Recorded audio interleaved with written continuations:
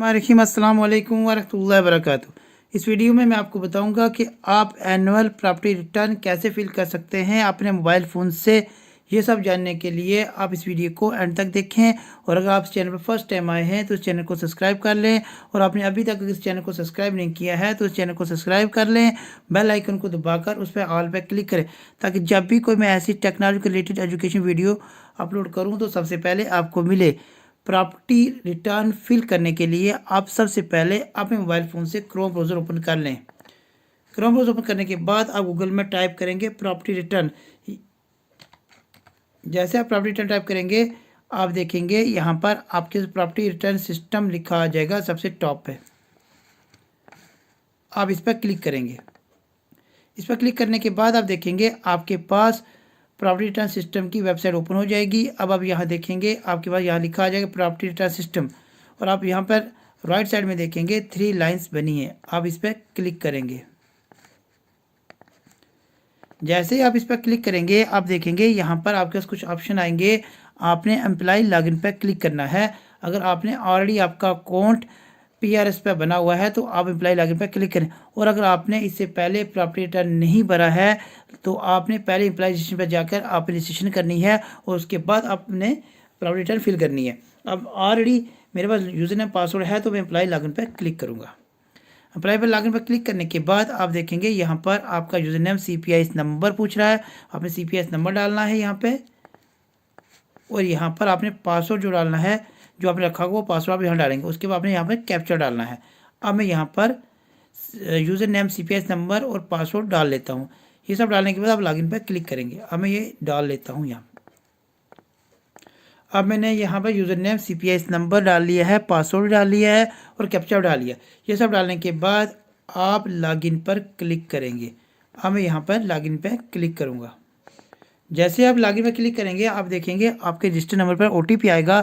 जो नंबर आपका CPIS के साथ लिंक है उस पर OTP आएगा। याद रखिए, जब भी आप प्रॉपर्टी रिटर्न का फॉर्म भरें तो आपके पास वो नंबर होना चाहिए जो आपके CPIS के साथ लिंक है।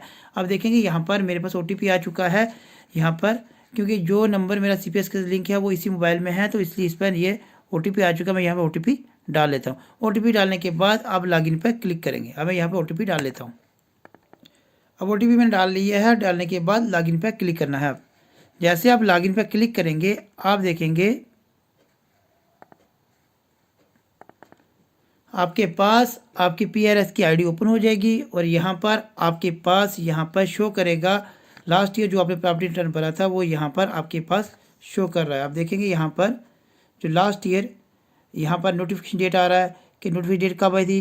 ये यहाँ पर जैसे 1 जनवरी 2023 में, और सबमिशन डेट क्या थी, और नोटिफिकेशन डेट का एंड क्या था, और 21 में की देखो जब नोटिफिकेशन उसमें क्या था, ये सब आपके पास यहाँ पर शो कर रहा है। लास्ट ईयर जो मैंने प्रॉपर्टी रिटर्न भरा था वो सब यहाँ शो कर रहा है। अब देखेंगे यहाँ पर मेरा लास्ट ईयर का सबमिट शो कर रहा है। इस साल का भरने के लिए आप ऊपर देखेंगे यहाँ पर आपके पास अप्लाई लिखा आएगा। आप इस पर क्लिक करेंगे। जैसे अप्लाई क्लिक करेंगे, आप देखेंगे आपके पास सबसे टॉप पर आ जाएगा नोटिफिकेशन एंड डेट, यानी कि आप इस डेट से पहले पहले आपने प्रॉपर्टी रिटर्न फिल करना है। अब इससे सबसे पहले आप क्या कर सकते हैं, यहाँ पर डिपार्टमेंट सेलेक्ट करेंगे। अब जो आपका डिपार्टमेंट है आप क्लिक करें, आपका एग्रीकल्चर डिपार्टमेंट है, एजुकेशन है, जो भी है। जैसे यहाँ पर मैं एजुकेशन डिपार्टमेंट में इस पर क्लिक करता हूँ। एजुकेशन डिपार्टमेंट क्लिक करने के बाद आप देखेंगे यहाँ पर आपके पास आपका डिपार्टमेंट शो होगा, यहाँ पर आपका नाम शो होगा, उसके बाद आपका डेजिग्नेशन शो होगा। उसके बाद देखेंगे आपके पास यहाँ नीचे पर ऑफिशियल एड्रेस मांगा गया। आपने अपने ऑफिस का एड्रेस याद रखें, यहाँ पर आपने वो एड्रेस डालना है। जैसे कि एजुकेशन डिपार्टमेंट से हैं तो आपने अपने ZDO ऑफिस का ऑर्डर यहाँ पर यहाँ ZDO ऑफिस का एड्रेस आपने डालना है। अब मैं यहाँ पर अपने ZDO ऑफिस का एड्रेस डाल लेता हूँ। मैंने यहाँ पर अपने DDO का एड्रेस डाल दिया है। जो जो आपका DDO है आप उस ऑफिस का एड्रेस डालेंगे जिस डिपार्टमेंट में आप वर्क करते हैं वहाँ के DDO। एजुकेशन डिपार्टमेंट वाले अपने ऑफिस का एड्रेस डालेंगे, और जो जो जिस डिपार्टमेंट काम करते हैं वो अपने अपने ऑफिस का जो DDO है उसका एड्रेस डालेंगे। अब अगर आप किसी दूसरे डिपार्टमेंट डिप्यूट है तो आप यहाँ चेक बॉक्स क्लिक करेंगे। इस डिप्यूटेड पर क्लिक करके आप देखेंगे यहाँ पर डेपुटेशन ऑफिस का एड्रेस डालेंगे, और अगर आप डिप्यूट नहीं तो यहाँ से चेक को हटा देंगे। उसके बाद यहाँ पे स्केल, अब यहाँ पर पे स्केल, अब ये डिटेल आप कहाँ से लाएंगे, ये इसके लिए मैंने अलग से एक वीडियो बनाई है, मेरे इसी चैनल पर है, उसका लिंक मैं डिस्क्रिप्शन में दे दूँगा। वहाँ से आप अपनी सैलरी स्लिप डाउनलोड करके वहाँ से आप अपनी पे स्केल देख सकते हैं कि आपकी पे स्केल क्या है। HRM पर जाकर आप वहाँ से अपनी पे सिस्टम की स्लिप डाउनलोड कर लेंगे और उस पे से आप देख सकते हैं कि आपकी पे स्केल क्या है। अब मैं यहाँ पर अपना पे स्केल डाल लेता हूँ सैलरी स्लिप देकर। अब मैंने यहाँ पर अपना पे स्केल डाल लिया है, ग्रॉस सैलरी भी डाल ली है, अपॉइंटमेंट डेट आपकी जो अपॉइंटमेंट डेट है आप यहाँ पर डाल लें। उसके बाद देखेंगे यहाँ पर आपके पास आएगा फैमिली स्ट्रेंथ, आपकी फैमिली स्ट्रेंथ क्या है वो आप यहाँ पर डालेंगे।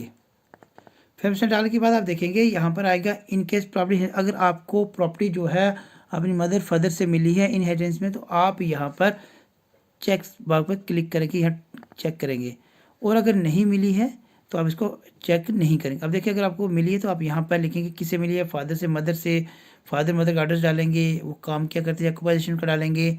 और अगर आपको इनके property inheritance from in law से मिली है तो आप यहाँ पर चेक करेंगे, फिर उनकी डिटेल्स जारी यहाँ पर फिल करेंगे, इस लॉ का नाम क्या है, उनका एड्रेस क्या है, उनका ऑक्यूपेशन क्या है, ये सब यहाँ पर आप डालेंगे।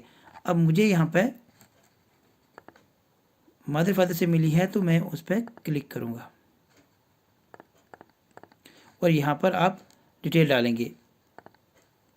और अगर आपको किसी से नहीं मिली है, ना मदर फादर से मिली है, ना इन लॉ से मिली है, तो आप इस चेक को टिक नहीं करेंगे। उसके बाद यहाँ पर आप देखेंगे लिखा आएगा designation of officer where from statement of property settlement. आपने उस ऑफिसर की डेजिग्नेशन डालना है जिसको पास आपने लास्ट ईयर अपनी प्रॉपर्टी रिटर्न सबमिट करवाए थे। जैसे सपोज करते हैं कोई एम्प्लॉय पहले किसी जगह काम कर रहा था लास्ट ईयर, अब वो ट्रांसफ़र आ चुका है तो किसी और जोन में आ चुका है। सपोज करते हैं कोई टीचर था, वो एक जोन में पहले काम कर रहा था, पहले उसने किसी AZDO को अपनी प्रॉपर्टी रिटर्न यहाँ पर सबमिट कराई थी, अब वो दूसरी जगह पर काम कर रहा है B जगह पर। अब वो क्या करेगा, लास्ट ईयर जिस जगह वो काम कर रहा था उस ऑफिस का एड्रेस, उस DDO का एड्रेस यहाँ पर डालेगा। अब मैं यहाँ पर डाल लेता हूँ लास्ट ईयर में जिस अपने ZDO को प्रॉपर्टी इनकम की स्टेटमेंट जमा कराई थी, मतलब इनकम फिल किया था, वो मैं यहाँ पर डाल लेता हूँ। अब लास्ट ईयर जिस DDO को मैंने स्टेटमेंट सबमिट करवाई थी उसका मैंने यहाँ पर नाम डाल दिया, एड्रेस डाल दिया है। उसके बाद आपने सेव पे क्लिक करना है। इन्फॉर्मेशन भरने के बाद आप सेव पे क्लिक करेंगे। सेव पे क्लिक करने के बाद आपके पास ऑप्शन आ जाएगा अपडेट, अब अपडेट पर क्लिक करेंगे। उसके बाद आप देखेंगे यहाँ पर आपके पास ऑप्शन आएगा नेक्स्ट, आप नेक्स्ट पर क्लिक करेंगे। अब देखेंगे आपके पास यहाँ पर आ जाएगा ऐड न्यू प्रॉपर्टी, आप इस पर क्लिक करेंगे। जैसे आप ऐड न्यू प्रॉपर्टी पर क्लिक करेंगे आप देखेंगे आपके पास यहाँ प्रॉपर्टी टाइप आ जाएगा और प्रॉपर्टी सब टाइटल आ जाएगा। पहले हम प्रॉपर्टी टाइप पर क्लिक कर लेते हैं। जैसे आप प्रॉपर्टी टाइप पर क्लिक करेंगे अब आप देखेंगे यहाँ पर आपके पास 3 टाइप्स आ जाएंगे, एक मूवेबल प्रॉपर्टी आ जाएगा, एक व्हीकल आ जाएगा और एक इमूवेबल प्रॉपर्टी। मूवेबल प्रॉपर्टी वो प्रॉपर्टी होगी जो प्रॉपर्टी आप एक जगह से दूसरी जगह ले जा सकते हैं, जैसे आपका कैश हो गया, ज्वेलरीज होगी, और जैसे आपकी इलेक्ट्रॉनिक्स आइटम होगी जो आपके हाउस होल्ड घर में है। उसके बाद व्हीकल होगी वो जिसमें आपके पास गाड़ी है उसकी डिटेल भरेंगे। और इनमूवेबल प्रॉपर्टी वो प्रॉपर्टी होगी जैसे आपका घर है, आपकी कमर्शियल शॉप्स हैं, या आपने कोई प्लॉट ले रखा है, वो सब आपकी इनमूवेबल प्रॉपर्टी में आएगी। इन सब को हमने 1 बाय 1 भरना है। सबसे पहले हम मूवेबल प्रॉपर्टी को फिल कर लेते हैं। आप सबसे पहले मूवेबल प्रॉपर्टी पर क्लिक करेंगे। क्लिक करने के बाद अब आप देखेंगे यहाँ पर मूवेबल प्रॉपर्टी में भी सब टाइप आएगा, आप इस पर सेलेक्ट करेंगे। सब टाइप में भी देखेंगे यहाँ पर आ रहा है कैश, बैलेंस, ज्वेलरी, होलसेल। अब इसमें हम कैश जो है हमारे पास उसकी वैल्यू डालेंगे, ज्वेलरीज की डालेंगे, और हाउस होल्ड हमारे घर में क्या क्या है इलेक्ट्रॉनिक्स आइटम उसकी भी हम वैल्यू डालेंगे यहाँ पर। अब सबसे पहले आप देखेंगे यहाँ पर आपके पास कैश इन हैंड आ जाएगा। आपके पास कितना पैसा है इन हैंड में वो आप यहाँ डालेंगे। टोटल बैलेंस जितने भी आपके बैंक अकाउंट हैं उस सब अकाउंट्स में को जमा करके आपका जो अमाउंट है वो आप यहाँ डालेंगे। उसके बाद आपके म्यूचुअल फंड्स में अगर को आपने सब शेयर मार्केट्स में जो अगर इन्वेस्ट किया है वो आप यहाँ पर डालेंगे। उसके बाद आप यहाँ पे देखेंगे फिक्स्ड डिपॉजिट में अगर आपने कुछ डाला हुआ है वो आप डालेंगे, वो यह वैल्यू आप डालेंगे यहाँ पे। अगर वो आपने अदर कहीं इन्वेस्टमेंट किया वो डालेंगे यहाँ पर। ज्वेलरीज जो आपके पास है उसकी वैल्यू आप यहाँ डालेंगे। उसके बाद आप देखेंगे total value house hold item, इसमें आपने घर में आपके पास जो भी हाउस होल्ड आइटम है, जैसे इलेक्ट्रॉनिक्स आइटम में आपका फ्रिज है, टीवी है, वॉशिंग मशीन है, आयरन यानी प्रेस है, या जो भी आपके पास इलेक्ट्रॉनिक लैपटॉप है, जो भी डेस्कटॉप है, जो भी इलेक्ट्रॉनिक्स आइटम आपके घर में है सब की वैल्यू को आपने जमा करके यहाँ पर डालना है। और एडिशनल डिटेल्स जो कोई आप देना चाहते हैं रिमार्क्स में वो आप दे सकते हैं। अब मैं सब इन्फॉर्मेशन यहाँ पर फिल कर देता हूँ अपनी। अब मैंने यहाँ पर सारी अपनी इन्फॉर्मेशन फिल कर दी है। आप ही ऐसे फिल करके चेक करके और फिल करके उसके बाद सबमिट पे सेव पे क्लिक कर देंगे। जैसे आप सेव पे क्लिक करेंगे आप देखेंगे आपके पास इसका अपडेट का बटन आ जाएगा। आप इस पर क्लिक कर देंगे। जैसे आप अपडेट पर क्लिक करेंगे तो आपकी ये इन्फॉर्मेशन यहाँ पर अपडेट हो जाएगी। उसके बाद दोबारा से आप बैक पर क्लिक करेंगे। जैसे आप बैक पर क्लिक करेंगे आप देखेंगे जो आपने मूवेबल प्रॉपर्टी फिल की थी वो डिटेल यहाँ पर आ चुकी है। अब हमने मूवेबल प्रॉपर्टी तो भर दी है, अब हम भरेंगे व्हीकल की डिटेल। उसके दोबारा से हम ऐड न्यू प्रॉपर्टी पर क्लिक करेंगे। दोबारा से हम प्रॉपर्टी टाइप पर जाएंगे और अब हम व्हीकल पर क्लिक करेंगे। व्हीकल पर क्लिक करने के बाद आप प्रॉपर्टी सब टाइप पर क्लिक करेंगे। इसके बाद आप व्हीकल पर क्लिक करेंगे। अब यहाँ देखेंगे आपके पास आएगा टाइप ऑफ व्हीकल, आपके पास कौन सी गाड़ी है और जो आपकी गाड़ी है 4 व्हीलर है या 2 व्हीलर आप यहाँ पर डालेंगे। अगर आपकी 4 व्हीलर गाड़ी है तो आप वहीं 4 व्हीलर डालेंगे और अगर 2 व्हीलर है तो 2 व्हीलर है। उसके बाद डिस्क्रिप्शन में आप गाड़ी की डिस्क्रिप्शन डालेंगे। अगर 4 व्हीलर है तो कौन सी गाड़ी है आपके पास।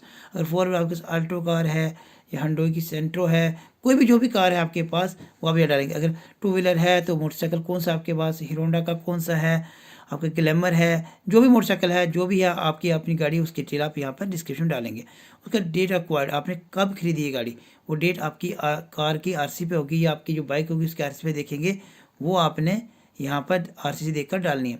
मीन एक्वायर्ड आपने कैसे लिया, आपने कैश से लिया या लोन लिया है, या जिस बैंक से आपने लोन लिया है उस बैंक का भी यहाँ डालेंगे। मैंने फलाने बैंक से फाइनेंस करवाया, वो आप यहाँ डिटेल देंगे कि मैंने अगर आपने फाइनेंस नहीं करवाया कैश पे ली तो आप यहाँ पर कैश लिखें।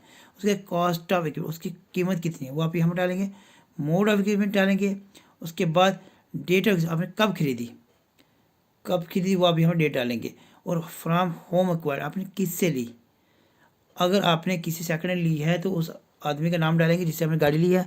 और अगर नई गाड़ी ली है जिस कंपनी से ली है तो उस कंपनी का नाम डालेंगे। अगर सेकंड हैंड का गाड़ी भी आपने जिस कंपनी से ली है तो उस कंपनी का यहाँ पर नाम डालेंगे। अब वेदर रिक्वायर्ड परमिशन, अगर आप परमिशन ली तो यस करेंगे। उसके अथॉरिटी रेफरेंस में आप अपने डिस्ट्रिक्ट के आरटीओ का नाम डालेंगे जहाँ की आपकी गाड़ी रजिस्टर है। उसके बाद ओनर का नाम डालेंगे, गाड़ी किसके नाम पर है। सपोज गाड़ी अगर आपके नाम पर है तो यहाँ पर आप अपना नाम डालेंगे। और गाड़ी अगर आप यूज़ कर रहे हैं, गाड़ी आपके नाम पर नहीं है, आपके किसी ब्रदर के नाम पर है, सिस्टर के नाम पर है, मदर फादर किसी के नाम पर है, यहाँ पर उनका आप नाम डालेंगे और नीचे उनका रिलेशन डालेंगे। जैसे अगर आपकी गाड़ी आपके ब्रदर के नाम पर है तो ऊपर आप ब्रदर का नाम डालेंगे, नीचे रिलेशन में आपको ब्रदर डालेंगे। उसके बाद रिमार्क्स और एडिशनल डिटेल अगर आपको देना चाहते हैं तो यहाँ पर दे सकते हैं। अब ये सब इन्फॉर्मेशन मैं अपनी गाड़ी की फिल कर लेता हूँ। अब मैंने यहाँ पर सारी इन्फॉर्मेशन फिल कर दी है। इन्फॉर्मेशन फिल करने के बाद आप सेव पर क्लिक करेंगे। अब देखेंगे जैसे ही आपने सेव पर क्लिक किया, सेव पर क्लिक करने के बाद अब आपके पास अपडेट का ऑप्शन आ जाएगा। अब आप अपडेट पर क्लिक करेंगे। अपडेट पर क्लिक करने के बाद अब ये आपकी इन्फॉर्मेशन अपडेट हो चुकी है। इसके बाद दोबारा से बैक करेंगे। बैक करने के बाद अब आप देखेंगे यहाँ पर आपके व्हीकल्स की जो डिटेल आपने फिल की है वो आप यहाँ पर आ चुकी है। अब हम दोबारा से फिर ऐड न्यू प्रॉपर्टी पे जाएंगे क्योंकि अभी हमें इन मूवेबल प्रॉपर्टी को भी फिल करना है। तो हम दोबारा इन मूवेबल प्रॉपर्टी पर जाएंगे। उसके बाद प्रॉपर्टी पे क्लिक करेंगे और यहाँ पर बिल्डिंग और कमर्शियल या रेजिडेंशियल इस पर क्लिक करेंगे। यहाँ सबसे पहले आपने स्टेट भरना है, स्टेट के बाद डिस्ट्रिक्ट फिल करनी है, डिस्ट्रिक्ट के बाद तहसील फिल करनी है, उसके बाद विलेज का नाम फिल करना है, उसके बाद आपका कंप्लीट एड्रेस क्या है वो आप अभी यहाँ पर डाल सकते हो। उसके बाद सिटी आपकी क्या है, पिन कोड क्या है आपका, और डिस्क्रिप्शन ऑफ प्रॉपर्टी की डिस्क्रिप्शन डालनी है आपने यहाँ पे। उसके लैंड एक्वायर्ड आपने डेट एक्वायर्ड आपने कब एक्वायर्ड की है प्रॉपर्टी वो आप यहाँ पर डालेंगे। उसका मीन एक्वायर्ड आपने कैसे ली है, मतलब लोन से ली है या कैश से ली है वो आप यहाँ डालेंगे। कास्ट ऑफ कंस्ट्रक्शन आपने कोई कंस्ट्रक्शन की है तो उसकी कास्ट आप यहाँ पर डालेंगे।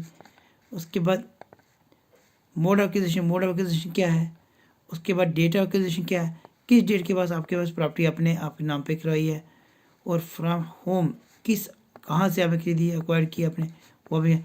वेदर एक्वायर्ड प्रॉपर परमिशन यहाँ पर परमिशन डालेंगे यस और नो। और अथॉरिटी रेफरेंस अभी हम अथॉरिटी में देखेंगे जैसे रेवेन्यू डिपार्टमेंट में कुछ जगह पर तो रजिस्ट्री एसडीएम्स करते हैं और कुछ जगह पर तहसीलदार करते हैं। जो आपकी अथॉरिटी है वो आप डालेंगे। अगर एसडीएम है तो एसडीएम डालेंगे या फिर अगर तहसीलदार है तो आप तहसीलदार डालेंगे। अथॉरिटी रेफरेंस डालने के बाद अब आपने जिससे आपने नाम पर डॉक्यूमेंट्स ट्रांसफ़र करवाए हैं उसका एड्रेस जो भी है, जैसे कुछ जगह पर एसीआर करता है, कुछ जगह पर एसडीएम करते हैं, तो आप वहाँ से उनका नाम जो जिससे आपने प्रॉपर्टी को ट्रांसफ़र कराया है अथॉरिटी से, उसका नाम आपने यहाँ पर डालना है। प्रेजेंट वैल्यू क्या है प्रॉपर्टी की, जो आपके नाम पर प्रॉपर्टी है। एनुअल इनकम कितनी आपसे फ़ायदा कितने ले रहे उस प्रॉपर्टी से, और किसके नाम पर प्रॉपर्टी है, जिसके नाम पर आप उसका नाम डालेंगे और उसका रिलेशन डालेंगे। याद रखें, अगर यहाँ पर लेडीज़ फॉर्म फिल कर रही है तो उसकी जो प्रॉपर्टी है वो उसके हस्बैंड के नाम होगी, और वह वहाँ पर हस्बैंड, यहाँ पर वो अपने हस्बैंड का नाम डालेंगे और रिलेशन में हस्बैंड डाल देंगे। और अगर उनकी खुद की प्रॉपर्टी है तब वो यहाँ पर डालें, अगर खुद की प्रॉपर्टी नहीं है तो वो यहाँ पर मत डालें। उसके बाद रिमार्क्स में जो आप रिमार्क्स में जो भी आप डालेंगे उसके बाद सेव पर क्लिक कर दें। अब मैं सारी इन्फॉर्मेशन यहाँ पर डाल लेता हूँ। सारी इन्फॉर्मेशन फिल करने के बाद आप स्टेप बाय स्टेप जो आपकी इन्फॉर्मेशन फिल करने के बाद आप सेव पर क्लिक करेंगे। जैसे आप सेव पर क्लिक करेंगे, अब आप देखेंगे आपके पास अपडेट का ऑप्शन आ जाएगा।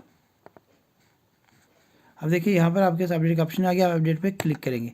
जैसे अपडेट पर क्लिक करेंगे आपकी इन्फॉर्मेशन अपडेट हो जाएगी। आप बैक करेंगे,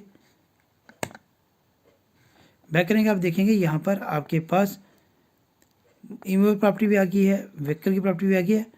ये सारी आपकी प्रॉपर्टी यहाँ पे शो कर रहा है। इमूवेबल प्रॉपर्टी भी शो कर रहा है आपके पास आ गई है, व्हीकल की भी आ गई है, और मूवेबल प्रॉपर्टी जो आपने फिल की वो सब आ गया। अब हम दोबारा से ऐड न्यू पर क्लिक करेंगे। उसके बाद इमूवेबल प्रॉपर्टी पर क्लिक करेंगे।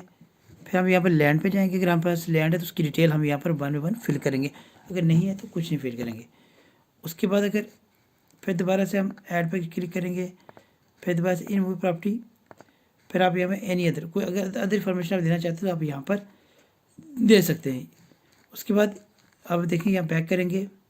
बैक करना देखेंगे आपके पास तीनों प्रॉपर्टी शो कर रही हैं, इमूवेबल प्रॉपर्टी शो कर रही है, व्हीकल भी और मूवेबल भी। ये तीनों प्रॉपर्टी आपकी यहाँ पर शो कर रही हैं।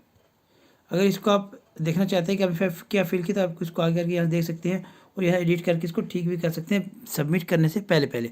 अब देखो यहाँ पर मैंने सब डाल दी है। डालने के बाद अब आपने सबमिट पर क्लिक करना है। इन्फॉर्मेशन पर चेक करनी है, अगर सही है तो इसको आप सबमिट पर क्लिक करेंगे, और सही नहीं है तो इसको सबमिट पर क्लिक नहीं करेंगे। यहाँ से इन्फॉर्मेशन डिलीट करके दोबारा से फिल करें। अब मेरी इन्फॉर्मेशन सही है तो मैं सबमिट पर क्लिक कर दूँगा। जैसे आप सबमिट पर क्लिक करेंगे, अब आप देखेंगे आपकी डिक्लेरेशन का मैसेज आएगा। आप इस पर क्लिक करेंगे। क्लिक करने के बाद आप फाइनल सबमिट पर क्लिक करें।